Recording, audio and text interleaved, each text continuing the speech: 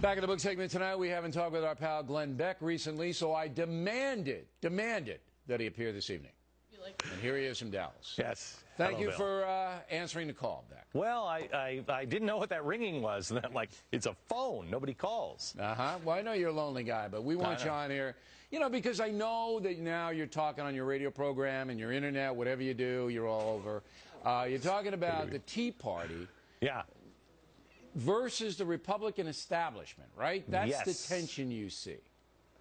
No, I don't really care if there's any tension or not. I just don't think that the Republicans, I think the Republicans have betrayed their own values for so long, and there's a lot of people like me that tried to push the Republican Party into maybe, hey, why don't you have some common sense here?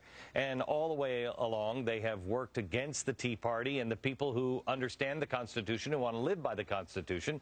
And so I think the Tea Party has made themselves irrelevant, and it's time now just to, for me, maybe not for everybody else, but for me, I'm done with them. And I'm looking for. But who are you done with? Who are you done with? The big government establishment Republicans. Okay. There's people like Mike Lee that I would support. I'd support Rand Paul. He's a Republican. All right. But he is a small government constitutional. How about Marco Rubio? You know what? I haven't made my mind up on Marco Rubio yet. So he's in consideration. You like Rand Paul. How about Christie, the Jersey guy? How about him? No go. I liked, you know what? I feel about Rand Paul the way I used to feel about Chris Christie. I thought Chris Christie was really good, and I ignored a few things that kind of bothered me. But now I don't like Chris Christie. Okay. Now, do you think that the Tea Party can reorganize itself? Because remember, there's no central authority there. It's a state-by-state movement. Can it recapture its mojo, knowing that the press hates it? No, I don't think I don't really care what the press thinks. I think that anybody who starts to stand up for small government, and especially if it's led by somebody like Rand Paul, it can have success. Now, libertarians tend to eat their own. You know, if you don't fall in line lockstep, I mean, it's the strangest thing with these libertarians. Some of the fringe libertarians, they somehow or another believe in maximum freedom unless you disagree with them. Then you can't be in the then you can't be in the camp. Okay, so you're not too optimistic about the Tea Party rising unless there's a standard bearer, somebody like. No, I think that I think I am sure that the Republicans will become less and less relevant as every day that goes by. They're becoming, if they're not already, the Whig Party, because they've betrayed everything of value. But I don't think it. Look, I think if the economy continues to be bad, that you're going to have a viable candidate in 2016. Now, whether it's Rubio or Christie or Rand Paul, I don't know. But I don't see the Republican Party dissipating. The Republicans are the ones that have been saying that we have to become more moderate. More moderate? Are you kidding me? Here's the most moderate position.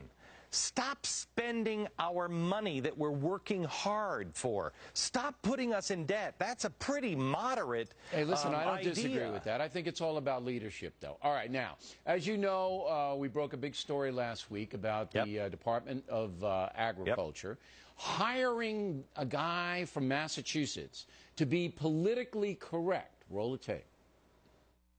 I want you to say the Pilgrims were illegal aliens.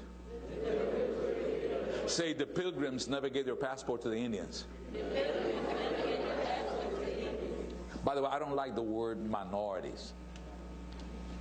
How about emerging majorities? How about people? How about people? I mean, look at what this government is doing. This government, under Barack Obama, is hiring people to teach people how to be racist. This is the most incredible thing, and we've seen a lot of incredible stuff from our government. But usually it's somebody like Maxine Waters who's like, you know what this liberal's going to do? We're going to socialize your oil companies. This is a coordinated, planned effort to go in and teach government workers to be racist. Define the racism deal, though. I mean, I see politically correct, no doubt. Politically correct? no doubt. You know, you go back one sentence from where you picked it up, where he's saying, you know, everybody needs to say, thank you, black man, thank you, black man. What is it with this? What is it with this? We are all in this together. Here's an organization that is our government spending your tax dollars, trying to teach this nonsense, trying to teach that what are they teaching? They're teaching that the white man came over and stole the land from the Indians. That's what they're teaching here, Bill.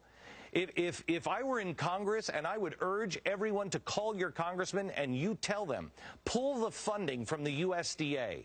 This is outrageous that they would spend your money. And anybody who has been in business at all, we all know we've worked for these big corporations, and we have to sit through these stupid sensitivity training things, and we sit there and we're like, yeah. And the corporation, you don't think they just said, hey, you, come on over and do a sensitivity training thing.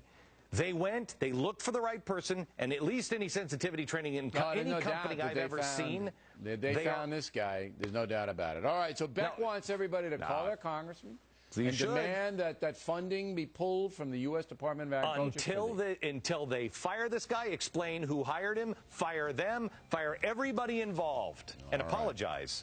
All right, Glenn Beck, everybody. Thanks a lot, Bill.